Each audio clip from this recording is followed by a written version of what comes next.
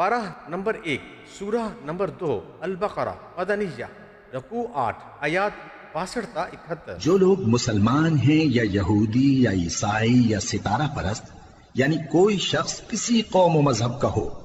جو اللہ اور روز قیامت پر ایمان لائے گا اور عمل نیک کرے گا، تو ایسے لوگوں کو ان کے اعمال کا صلہ اللہ کے ہاں ملے گا، اور قیامت کے دن ان کو نہ کسی طرح کا خوف ہوگا اور نہ وہ غمناک ہوں گے۔ اور جب ہم نے تم سے عہد کر لیا اور کوہ طور کو تم پر اٹھا کھڑا کیا اور حکم دیا کہ جو کتاب ہم نے تم کو دی ہے اس کو زور سے پکڑے رہو، اور جو اس میں لکھا ہے اسے یاد رکھو تاکہ عذاب سے محفوظ رہو، پھر تم اس کے بعد عہد سے پھر گئے، سو اگر تم پر اللہ کا فضل اور اس کی مہربانی نہ ہوتی تو تم خسارے میں پڑ گئے ہوتے۔ اور تم ان لوگوں کو خوب جانتے ہو جو تم میں سے ہفتے کے دن مچھلی کا شکار کرنے میں حد سے تجاوز کر گئے تھے، تو ہم نے ان سے کہا کہ ذلیل و خوار بندر ہو جاؤ،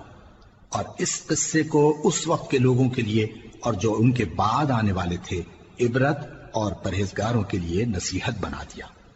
اور جب موسیٰ نے اپنی قوم کے لوگوں سے کہا کہ اللہ تم کو حکم دیتا ہے کہ ایک بیل ذبح کرو، وہ بولے کیا تم ہم سے ہنسی کرتے ہو؟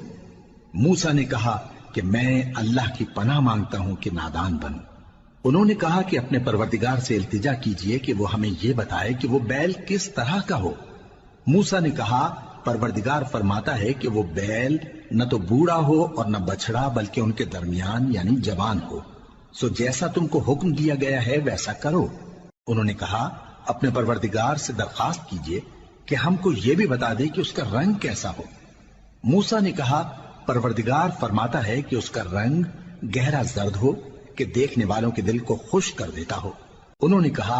اب کے پروردگار سے پھر درخواست کیجئے کہ ہم کو بتا دے کہ وہ اور کس کس طرح کا ہو، کیونکہ بہت سے بیل ہمیں ایک دوسرے کے مشابہ معلوم ہوتے ہیں، اور اللہ نے چاہا تو ہمیں ٹھیک بات معلوم ہو جائے گی۔ موسیٰ نے کہا کہ اللہ فرماتا ہے کہ وہ بیل کام میں لگا ہوا نہ ہو، نہ تو زمین جوتتا ہو اور نہ کھیتی کو پانی دیتا ہو، بے عیب ہو، اس میں کسی طرح کا داغ نہ ہو۔